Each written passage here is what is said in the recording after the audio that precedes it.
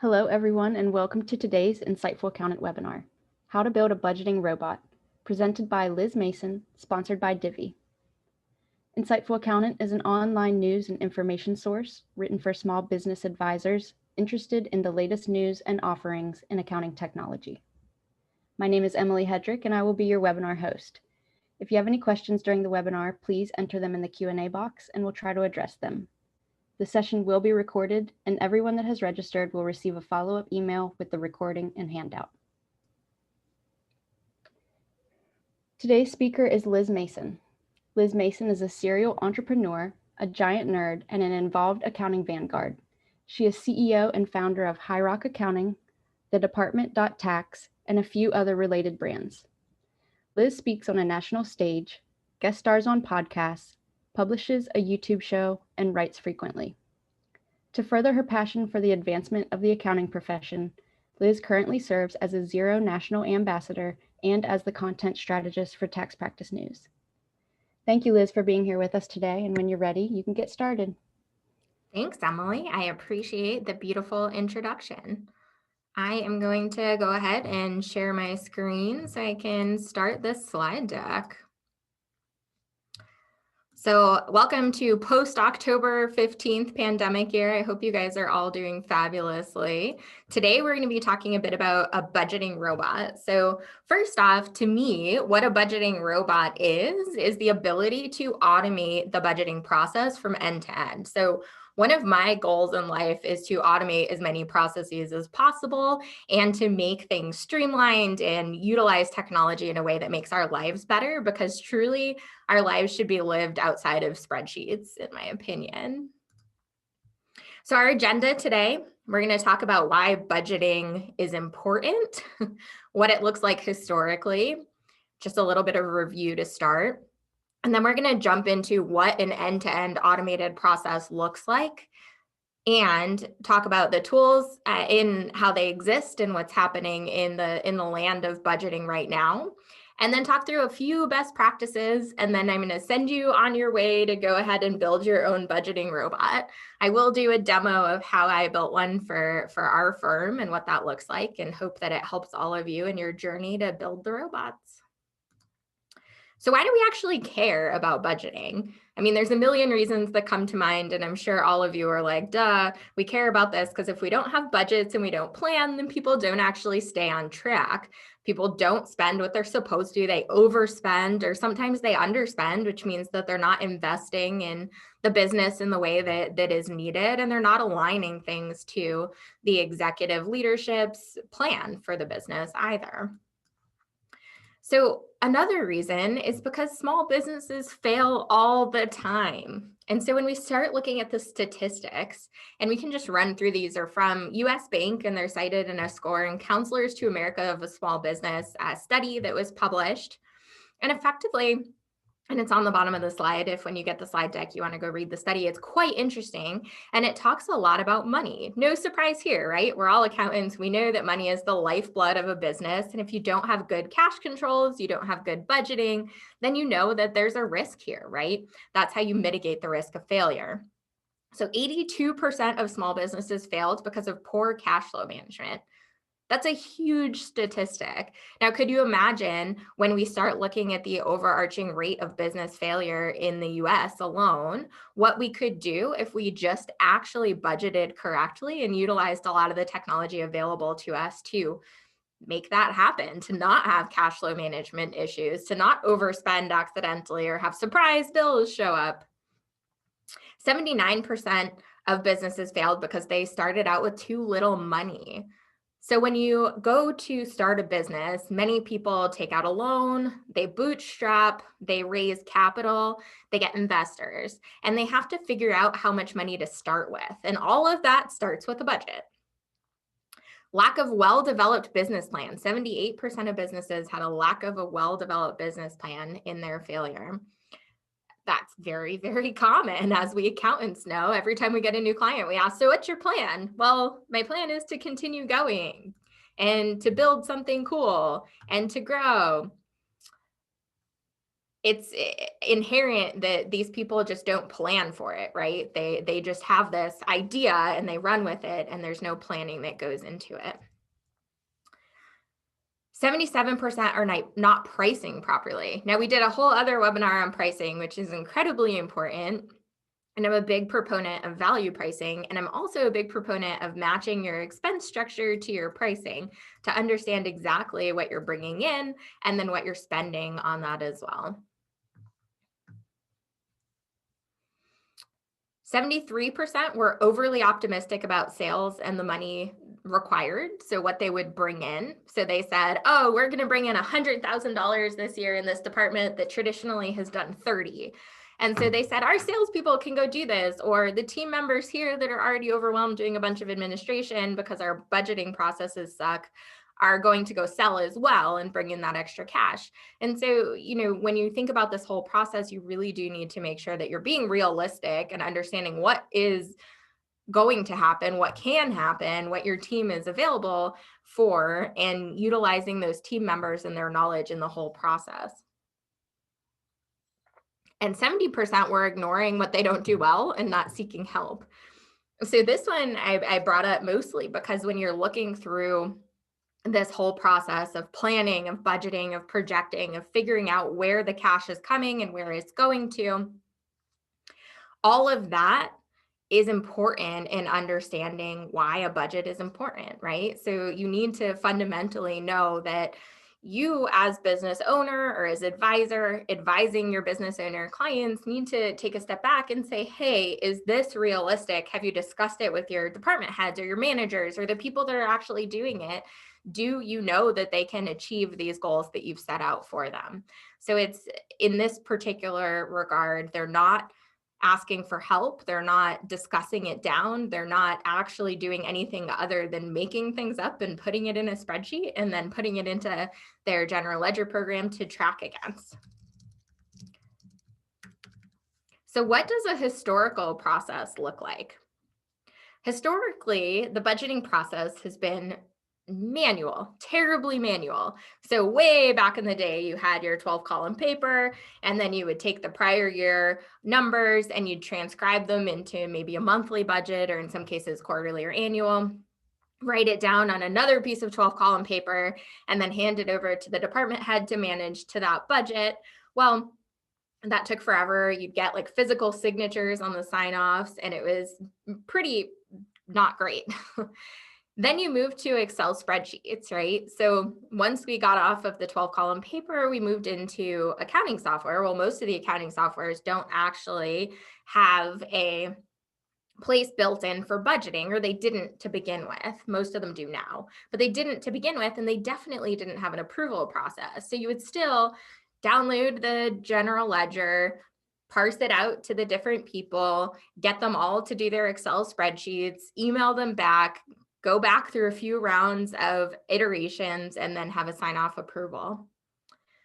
All of the approvals were manual. If the department head approved it, they would send it to, the CFO who would approve it, who would send it consolidated to the CEO who would approve it. And all of that was a manual process. There was nothing happening behind the scenes or automating this piece at all. And actually, that's how it's still happening today for most companies. So let's talk a little bit about what types of budgeting there are. Now, to be quite frank, I stole all of these from the Divi blog because they had a great article about the different types of budgeting and what that looks like.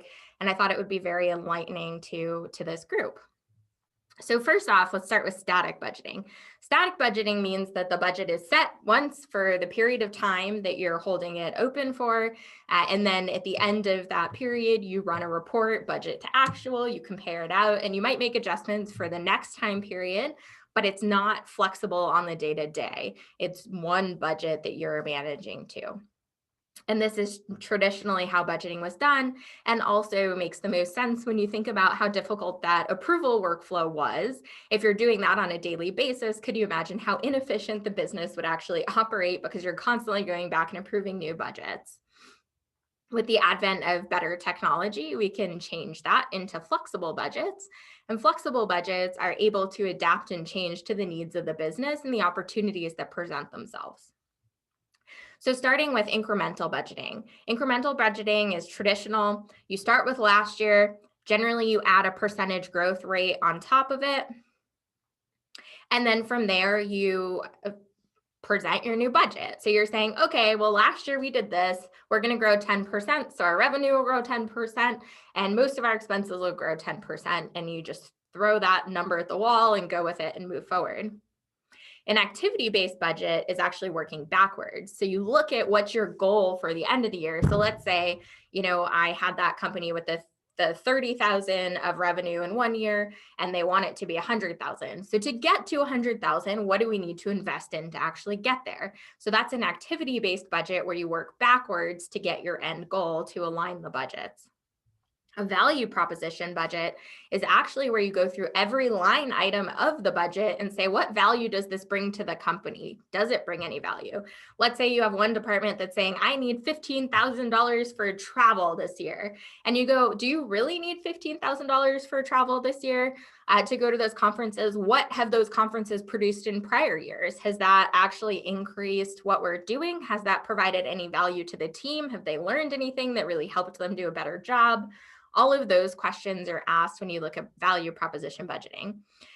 It also happens naturally as you start cutting budgets. So when you're thinking about companies that are going through a turnaround or that have overspent, value proposition budgeting is that process where they go through all of those budgets and say, why do we have this? Do we need it? Why are we spending money on this? What's this subscription? All of those things are questioned in a value prop budget. A zero-based budget is actually a pretty cool way to do budgeting. So you start at the ground floor and then you build it up. So everything starts from scratch. Every year you assume nothing, and then you try to zero it out by the end of the year. So flexible budgeting techniques are much more interesting, and I think where we're headed in terms of an industry, and when we're looking at accounting in general, we need to start thinking about flexible budgets and the ways that we can encourage our clients and our companies to capitalize off of opportunities that are out there and not be afraid of spend just because it wasn't in that static old school budget that we had prepared at the beginning of the year. That maybe doesn't make any sense anymore because we landed a giant contract that blew our sales goals out of the water, but now we're beholden to an expense structure that matched that old sales goal that was so small. So when we look at flexible budgeting, we start with cash flow budgeting. So cash flow budgeting is truly looking at budgeting from a cash perspective. So you're saying, okay, so this is our budget. How much do we need as a safety net in here? And what do we have available to spend on these different value added propositions? So it's kind of a combination here between a value prop budgeting, which traditionally has been static, and truly looking at current cash flow. But to justify the cash spend when you have it, you also need to be able to think through the value of each item that you are paying for. And then you have surplus budgeting. So surplus budgeting is, oh, yay, you bring in more revenue than expected. What can your teams do with that money? Do they just come in under budget, or do they get to utilize the extra cash? It's really based on, let's look forward and how do we utilize the resources that are at our disposal. All right, so let's do a quick polling question.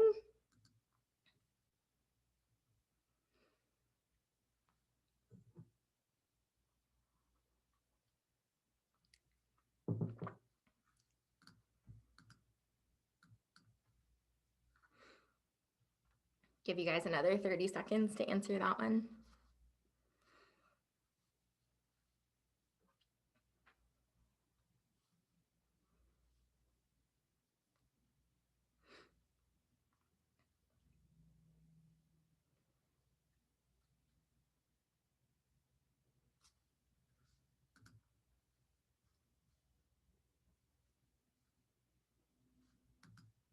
All right, Emily, if you could close it out and show us the results. All right, so how likely is your firm to adopt new fintech that provides better processes for you and your clients' financial operations? 40% very likely and 38% somewhat likely. That's awesome. I think that shows a lot of forward-thinking individuals on this presentation, and I appreciate that mentality. So what does an automated budgeting process actually look like in my head?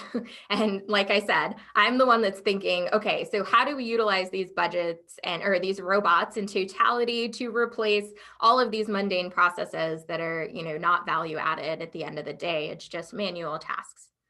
So very soon in the near future, all of these things will be completely automated and automated in a very, very affordable way. So the ideal state is the robot taps into your general ledger. It pulls down all the prior years and it sends them out, parses the data out to the people responsible for creating the budget. So your department heads, your managers, the people that are actually managing to the dollars that you set in these budgets. Gives them that information. At the same time, they do one of those budgeting methods that we had talked about a minute ago. You pick what works for your company. I recommend looking at a flexible surplus budget. Hopefully, that would be the best state scenario, but a flexible cash flow budgeting that includes the value proposition element. Your team members go through, they look at the prior year, they understand what the goals are for this year, they legitimately go through every line item, they justify it, they say, all right, so this is the budget that I want to start with, and this is how I'm going to parse it out. So I'm going to give it to each individual on my team so that they have the ability to run what they're in charge of the best way possible. And this assumes a multi-level organization. You might just have one manager that's in charge of all of the spending. And in that case, you just send it to that one person and they have all the data, they go through the process and they present the flexible budget to move forward. The robot then compares it out and gives you all of those KPIs that you do mentally by yourself. So when I review a budget, first I compare it to last year, then I compare it to the projections that I have based on revenue growth. Then I compare it to what's reasonable. Are these projections actually reasonable? Has the expense structure increased? I know we have a lot of different fluctuating tax laws, and sometimes that makes a big difference on how much money is left over to spend on things. There's other things that change frequently. There's companies that increase their subscription rates tenfold in 1 year. That happened to us with a couple of the accounting apps we use. All of those things need to be taken into consideration. So in my ideal automated budgeting process, your robot goes out and says, okay, so we've seen this trend in historical. We know December's bill for all of your internal software was twice as much as January's. So the average of the year that this person presented is wrong. So it flags that for you. Or it might say, this person is planning to triple their sales this year. Is that realistic? Flags that for you. It gives you the information that you otherwise would go synthesize yourself. And it presents it in a way that you say, oh, okay, so that's a red flag. Let's discuss it. So you check with your team and you say, hey, is this real life? And they say, yep, totally real life. And this is why. Or they say, no, that was a mistake. I forgot that this company raised their prices and that my cost structure is now going to be way bigger than it used to be. Let me adjust that. Or you might see that they're planning to hire a bunch of people and you're going, wait, what's going on? Why are we hiring these people? And they might say, well, it's investment for the following year when we're going to have this big, hockey stick curve of growth, and we need to make sure we're prepared. And then you take the moment to make sure that's reasonable, but all of that's flagged for you by the robot. So the robot uses your goals, your existing projections, it uses historical information, and then it kind of predicts what you're going to look at and say, this is important, this isn't, but it still needs that human touch. I don't think the robots in the near future are quite at the point where they can totally do the budgeting process for you without understanding truly the vision of the company or the values and the way that you want to grow or the way that you don't want to grow, however you want to operate the business. And then approvals are pushed through quickly. So once all of those things are hashed out, maybe it's a 10-minute conversation to go over the red flags, make sure it looks good. It's updated. All of the approval processes are a one-click button. Yep, I approve that, move forward. And it'll automatically route through the proper approval process. That was a tongue twister. So this process I just described does exist today. It exists with high-end Fortune 500 type softwares that people are able to afford at the big corporations or that they have self-developed. Pieces of it exist at the small business level. I actually went in and I was programming into the QuickBooks API the application programming interface, for those of you not familiar. So I went into the back end of QuickBooks, I pulled out data, I put it into a spreadsheet, I ran some analytics inside of the spreadsheet. So I said, okay, red flag if these are off by a margin of 20% from last year, so I can look through. It wasn't as many KPIs, it didn't compare to the projections that I had, but it did red flag things for me. And then I built an approval workflow. So today, I'm actually going to walk through what the approval workflow looks like, but we'll get to that in a minute. Let's do one more polling question.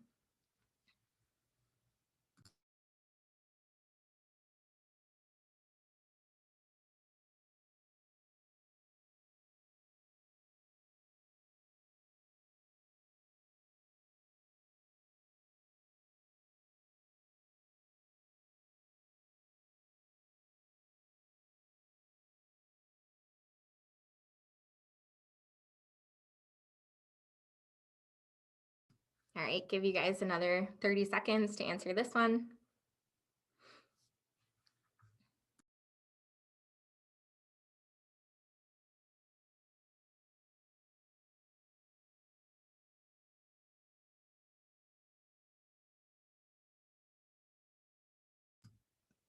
All right, Emily, let's close it up. What is the most common accounting software your clients utilize, or your company, if not a CPA? QuickBooks Online at 68%, QuickBooks Desktop at 22%, 2% on NetSuite or Sage Intacct, and 5% on Xero, and 3% on Other. Thank you for that. So what's the current landscape look like when we're talking about budgeting apps? Now, there's a bunch of projection applications that'll pull your prior year GL and give you the ability to create static modeling. So these types of models and these types of projections and budgets and built into these are based on historical, and they're based on programmed responses. So it's all mathematical. There's no learning that happens in those programs.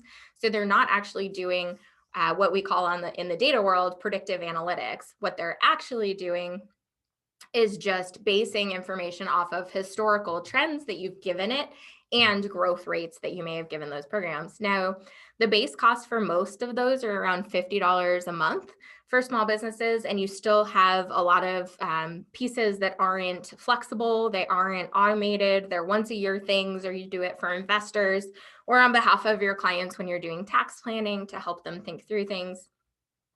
Many times it becomes very complicated with multiple departments. Many of them don't actually have multiple departments, or they don't have multiple entities if you deal with a lot of multi-entity clients. With the approvals that you need, it ends up being close to $200 a month for most of these programs, or at least the good ones. And they are still very static. So while you're not in a spreadsheet, it feels a lot like a spreadsheet because you're programming it the exact same way. You're building formulas, you're explaining to the robot, and this, in my opinion, isn't quite a bot. You're explaining to it how to calculate this for you, and then it's presenting it in a very pretty way. The one thing I can say they do very well is the reporting side. So once you set your projections or you set your budget inside the system, they're able to go pull the information and match it for you. So you can look at it month over month. You can look at it, even some of them will do it weekly. Not all of them, but some of them will. And you're able to compare to what you actually spent. So your actuals versus your budget, and you can do it more regularly to manage to that budget better. And so there are some apps that do that very, very well. Personally, there are specific use cases that I always go for an app over doing it myself. Otherwise, I'm pretty cheap and I like Excel.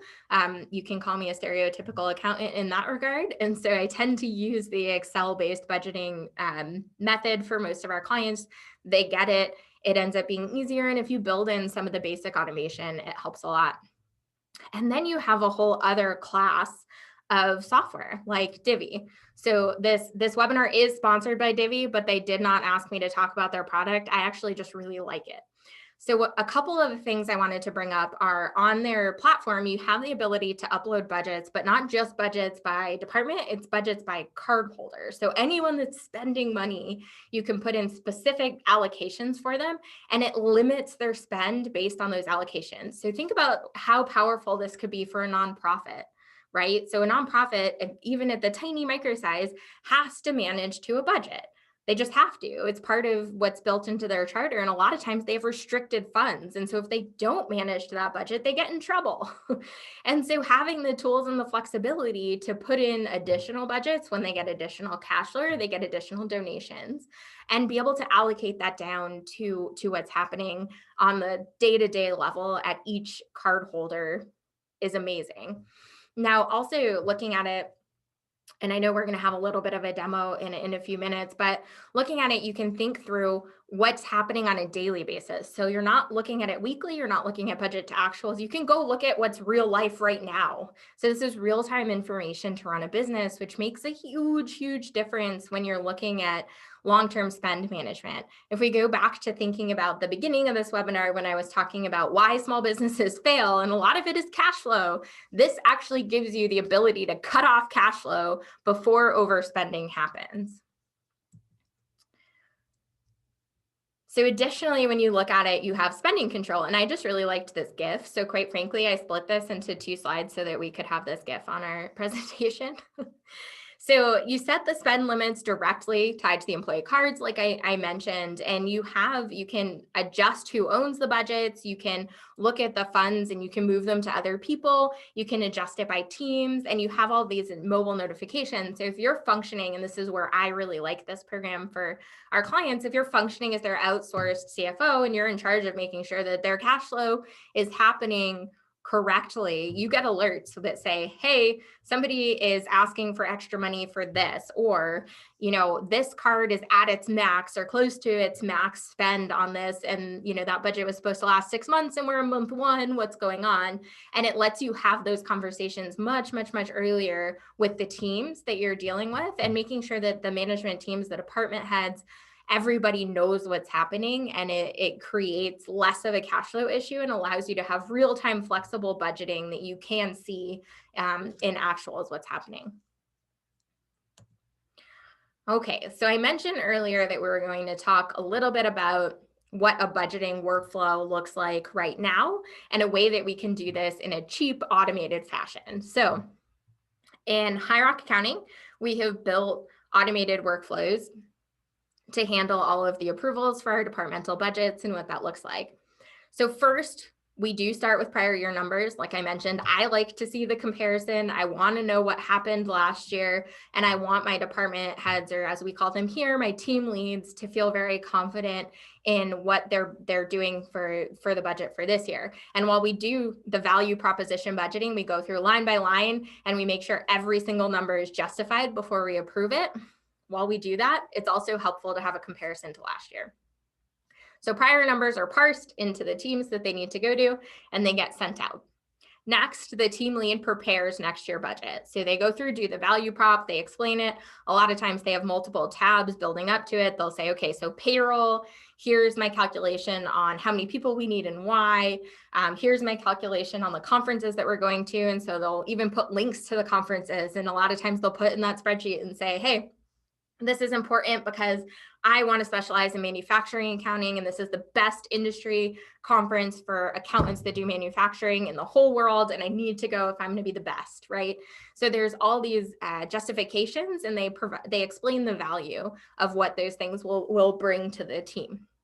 And then we have an automated approval workflow, and I do mean automated, and I'll show you exactly how I automated it.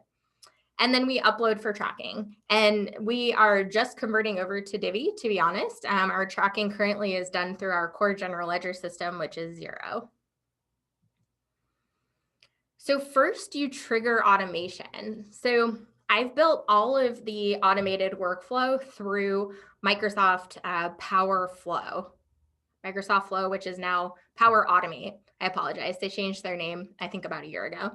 So Microsoft Power Automate has the ability to build workflows inside. It's a visual coding language. So this is a snapshot looking at our SharePoint site. We have a specific folder just for budgets, and I have a trigger coming off of it based on when anything is uploaded into that budget folder, I know. And you can see that there's a sign-off status here, approved, and then there's one sitting outstanding. So after our team leads create their budgets, they upload them, they put them in there, I get an email. So you can have it route through whatever approval workflow you want. For this, I have them all sent to me at this point because we're a small team and it doesn't really make sense to have multiple levels of approvals on the budgets. So I get this email. Most of the time I'm checking it on my phone because I'm on the go. I have these buttons, approve and reject, right there in front of me. I can open it up. So there's a link to the document as well. It's a little lower in the email, but there's a link to the document. I also have it blast me on Slack. So the second step in my automation is to send a Slack message to me saying, hey, this was uploaded. Here's a link to it. This person created it at this date and time. And if there's any notes that need to go through that, it comes to me as well. And then I have it go through this approval workflow. So Power Automate has a little plugin that does the approval workflow. And that approval workflow is when you get this email that says, do you approve or reject? Now, you probably need to review it before you approve it. Theoretically, if I'm approving directly from this email, it means that I've had prior conversations with the team lead. I know what they were presenting. I likely open it up, make sure it ties out to what I expected, and then I just click the approve button and we're totally done. And it can route through multiple places. So let me flip over to sharing what it actually looks like to program this.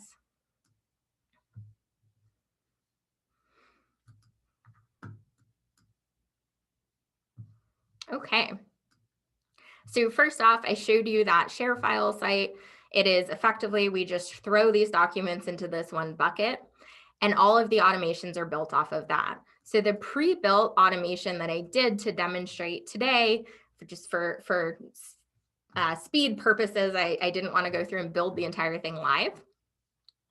So effectively, it says when a file is created, and then I picked the SharePoint site that it was created in, it was in the documents folder and then in the budgets folder as well. And in all of this, you can click in and it shows you your options and you can click through and see what folders are in there. And then if you need to drill down into something, you can do that as well.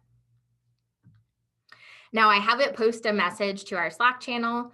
I have it going into our accountability channel, but I could have it anywhere. You can pick any open channel that you have and use the information. So here I say, hi team, this was created by this member of the team, added a new budget, called this to this particular folder, and it gives you the link so you can just click in. Please review the file. So after that happens, we applied to each file that is created in that folder and we create an approval process. Now, like I mentioned, I have this going straight to me for approval because I only have one layer of approval on my budget process. However, you can just click add an action and you can add more approvals in here. So if you need different conditions, you can add an action here and you can say, a control condition. So apply to each, do not, what do you want it to look like here? And then you can see there's all sorts of ways to parse it out. So I also have built into this flow for me, I have a condition that says, if it was approved, I want it to post into Slack again that it was approved. If it was not, I want it to post that it was not. And I have it going to a different channel so our team leads can see, hey, this budget was not approved. It was rejected. So go ahead, go back in there and figure out why. And then I also have it email out the approval, like I showed you the email for, and then I have it send an email if it failed. So it'll tell me if the whole process failed so that I know that it was put there and I understand what's happening. Now you might be saying, okay, I don't know how to even start this, or maybe I have very little experience with Power Automate or Zapier in general, which effectively are the same in how they operate. So an easy way to start is if you're in a SharePoint site, or if you are in a OneDrive place as well, you can do the same thing. You click on these three little dots and you can do it for the whole folder, or you can do it for the individual items and you can automate. So if I were to request sign off directly here, that would be a manual request sign off. So I like it to be completely automated where I don't need somebody to go click that automation to trigger it. So my trigger is that it's placed in here. So we can just click Power Automate, and then you can create a flow. And so it gives you options for things that people have already created flows for. So you can request manager approval, you can approve in Teams if you use that. And there's a whole bunch of pre-built custom flows that you can have automatically built for you. And so, you can click in. So let's see, request manager approval. So I can click into this and it's showing me it's going to link these two files together. And then I make sure all my credentials are in here. So it makes sure that you have the permissions to do what you want. If it doesn't, it shows a red X, and then you click on it here and you add a new connection. And once you do that, you click create flow.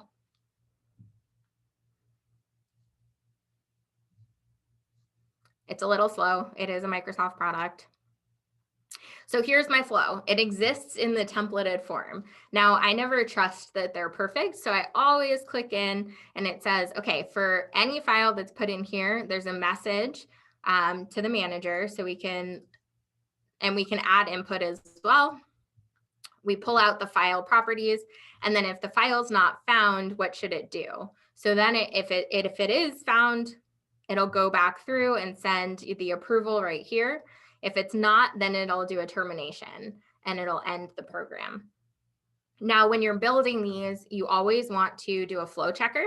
So a flow checker will preemptively go through all the steps and make sure every field that is required is filled out. And then you also want to test it. So it's important to make sure that you're testing. Now, I haven't actually turned this on, so I can't test it, which is why it's giving us that.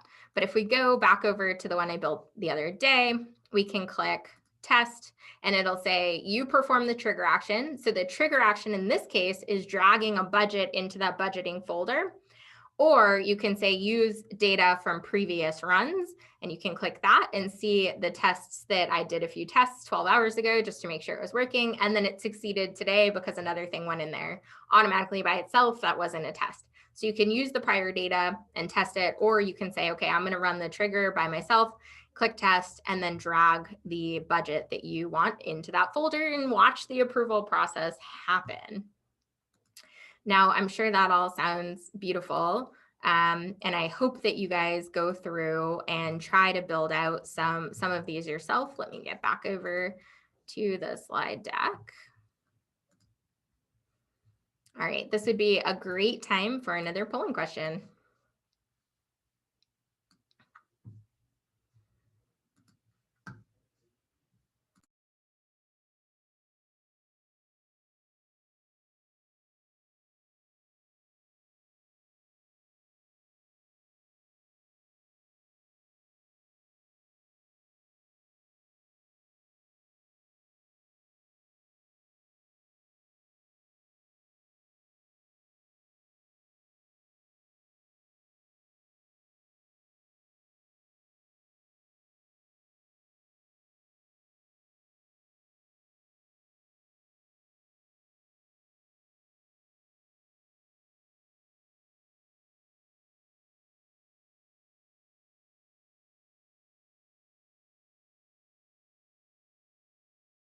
Give you guys another 30 seconds to answer that one.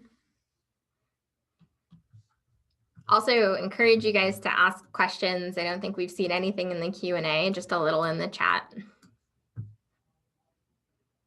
There was a good question in chat, which was, is this a good process, or is this just our process? And to answer that, this is both a good process and our process, but I always recommend that you start with documenting the processes and making them as efficient as possible for you and your clients, and then implementing a level of automation on top of it. All right, so results of this polling question. Does your firm roll up software costs in your billing to clients, or do you require they pay separately? So 75% says they roll up software costs in the invoicing, and 25% have clients pay for software costs directly. So I'm going to answer that question too. We actually do a combination where we have our clients pay for the flexible software costs, so payroll, expense management, the types of software that tend to change depending on volume or number of employees, or changes that we have no control over as an outsourced provider, and everything else we pay for. Okay, so let's jump into some best practices. Now, I went through, the history of budgeting, a few different theories around budgeting, where I think this is going. I went pretty quickly through an automated budgeting workflow and what that looks like. And so let's talk through best practices. So, of course, we need access and approval controls. So, one of the things that I didn't show you was on that SharePoint site that I shared, our team actually only has the ability to upload into it. So, our team leads can see their own budget, they can upload it there, but they don't actually have visibility into everyone else's budget. And the reason we did that was because we didn't want them to start getting competitive and saying, oh, well, that team is getting 2 more people this year. Why can't I get 2 more people instead? I provide more value to this company, whatever it might be, because not every team lead understands the holistic vision of the company or the goals for each individual department. And I didn't want to deal with that type of infighting. Now, after they're approved, they are visible on our team to everyone, although that doesn't work for every company. It doesn't work at all. I think, a lot of companies need some segregation. So very much consider who has access and who should be approving it. Now, we try to push down approvals when we do this with our clients to the lower level. So many times we'll say, okay, so we have this team leader, this department head preparing the budget. Now we have one person on the executive team approving and presenting a consolidated budget to the CEO or the owner of the company. We don't necessarily want the owner of the company in every single detail and every line item and justifying them. Hopefully that's done before it even gets to them. Now, the next piece that we didn't talk through was reporting and follow-up. So we talked about a few tools that let you report on budgets and follow up with them. Now, when you're thinking through holistically how this budgeting process is going and what we're seeing in the technology being developed today, is we're seeing that we're moving away from the static budgets and the budget to actual reports that come out monthly, quarterly, annually, depending on how often you do the budgeting process. And we're starting to see the flexible real-time reports.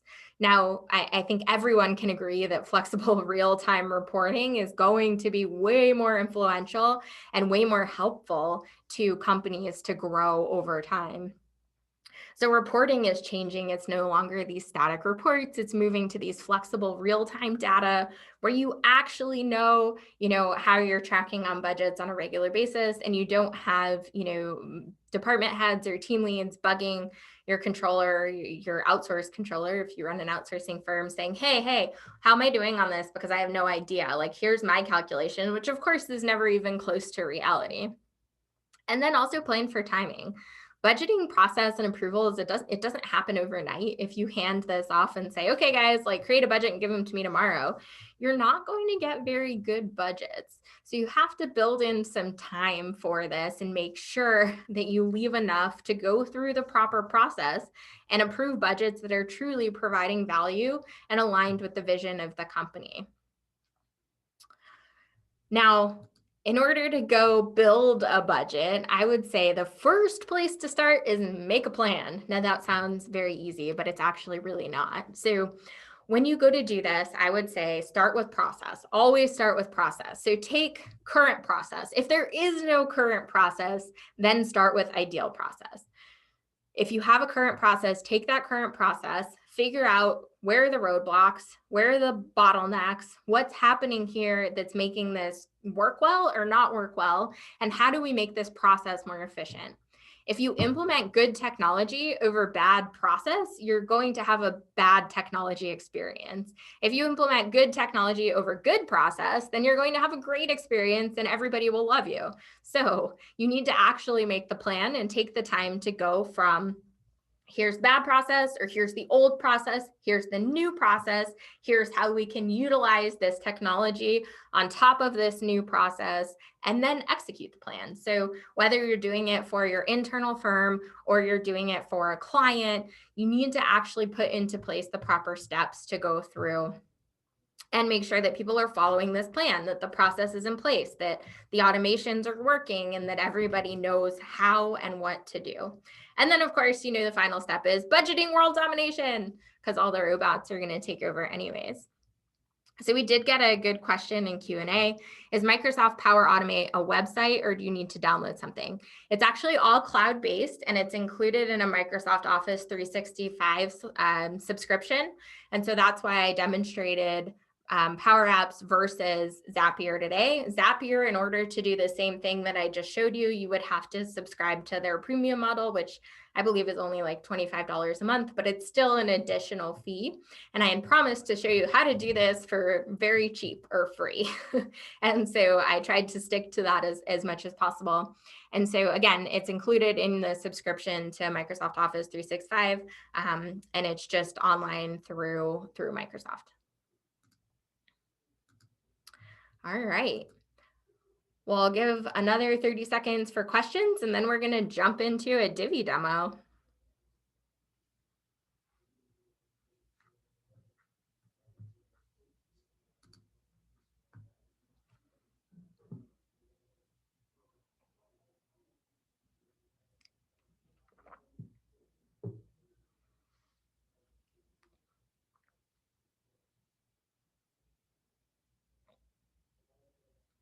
All right, it doesn't look like we're getting any more questions. So Chad, take it away. Sure thing. Let me take over the screen share here. I'll flip over to my screen. And wow, Liz, thank you for what is probably the most actionable webinar I think I've seen. I mean, I did not know any of that Power Automate. Frankly, the ease of use on it, just being able to build out workflows like that. Really cool, really helpful. And, you know, I think it's a very appropriate topic because, of course, all of this is about adding process to something that used to be very manual, maybe retroactive when you're trying to figure out what you're doing with your budgets. And this is why Divi wants to be a part of these presentations. So just to make sure everything's looking okay, can you see my screen, my slides? Okay. Yes, I can. Okay, so Divi, we've sponsored a number of these webinars in the past on Insightful Accountant, of course, one or two with Liz as the presenter before. But just to make sure everybody's on the same page, what is Divi? Well, Divi, we are a tech platform, much like Liz said, that basically consolidates a number of financial technologies that at the core is powered by a corporate credit card. Because when you pair a corporate credit card with the technology you need to manage the activity on that corporate credit card, boy, you can do some cool things with it. So in a nutshell, we combine seamless expense and spend management software with the world's smartest business credit card. And what does that mean for you and your clients? Well, it means all of your spending data or your clients' spending data is brought under one roof. The reason that we're here is Divi has a great partner program. Okay, a partner program that is good for your firm, but great for your clients. And the idea really is that we offer rev share, but we offer you expertise to be able to hopefully retain your existing clients and expand what you can do for them as a service, and land new clients as, you know, experts in a new fintech stack. So we'll get back to this here in a minute, but just a very quick overview of the problem. This is in essence what we're talking about here with building the budgeting robot, right? We want to get away from this issue. We don't like that red line. And I'm sure everybody, if we had our webcams on, there'd probably be a collective nod, right? Yes, we've been through this problem before. You have a month budget, and using, kind of the status quo way of tracking your finances, it probably can be a day, a week, maybe even another month after the books are closed to know if you've stayed in that budget or not.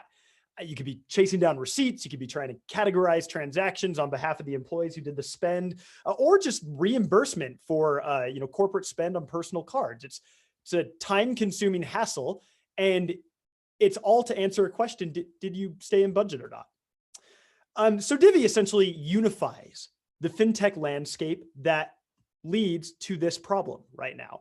So corporate cards, expense management, any travel portals and accounts payable platforms, these are all things that Divi puts under one holistic roof and allows you to do some really cool things when you control not only the spend side, but get all of that data in, to use Liz's words, real-time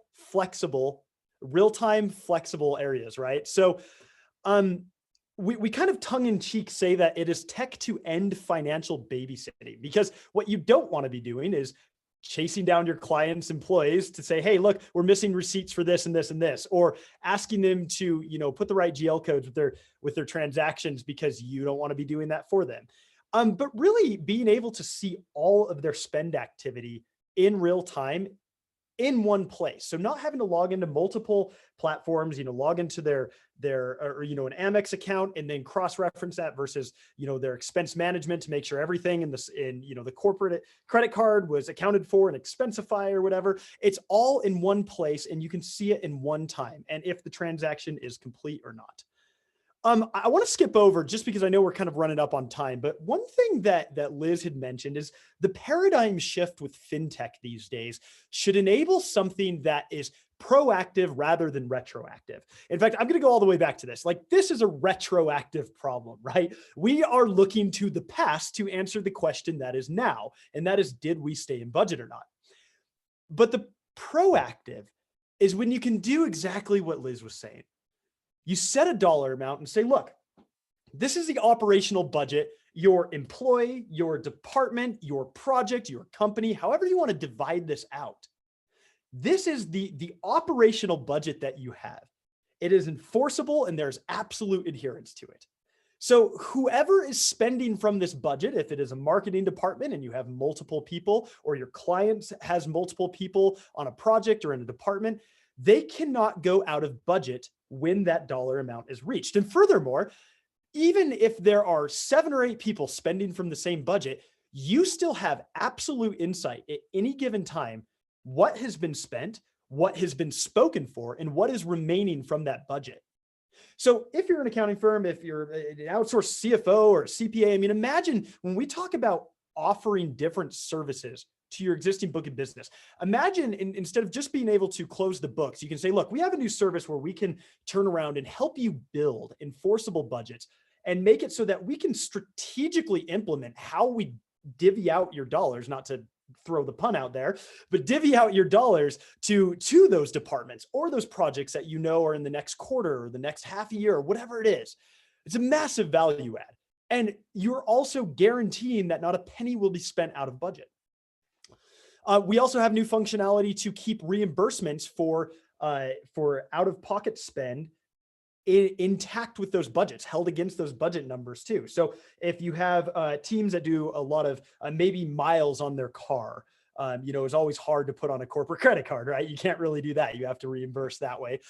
Or maybe it's tips, the cash tips. We have reimbursement technology to hold those personal reimbursements to the enforceable budget.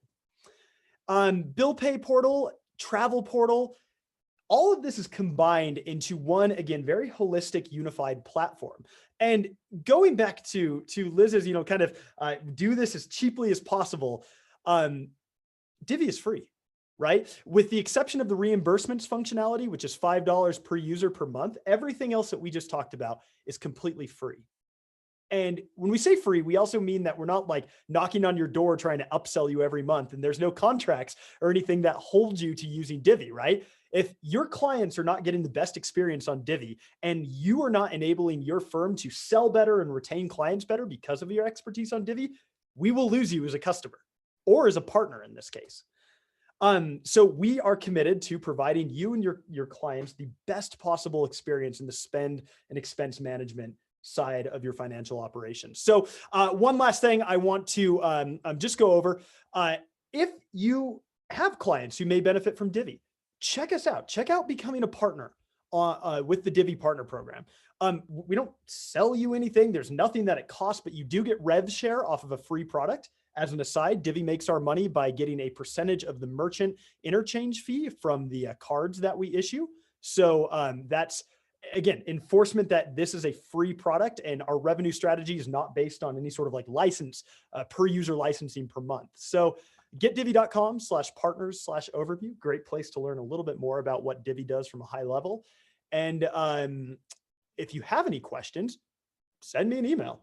we're happy to talk. Again, it's a high on content, low on pressure. We're not enrolling you in some crazy sales cycle or anything. It's a strategic conversation about how we can work together with your firm in a partnership that is mutually beneficial for many accountants who are already working with us.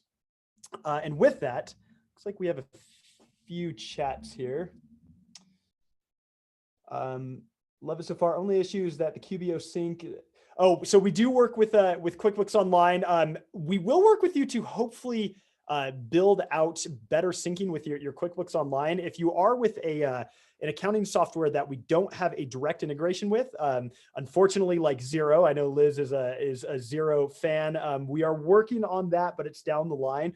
We do have great export options though that have templates that work exactly with any accounting software that's a major accounting software out there. Let me just go through this. Does the application work in Canada? The answer to that is not yet. I wish it did, but it does not. Hang tight though. That is an initiative for us in the future. So with that, I'll end my portion. Liz, thank you again for just a crazy actionable and very informative webinar. Absolutely loved it. Absolutely. Thank you. All right. Does anybody have any last questions in the last couple minutes of our presentation today? If you do, go ahead and put those in the Q&A box for us.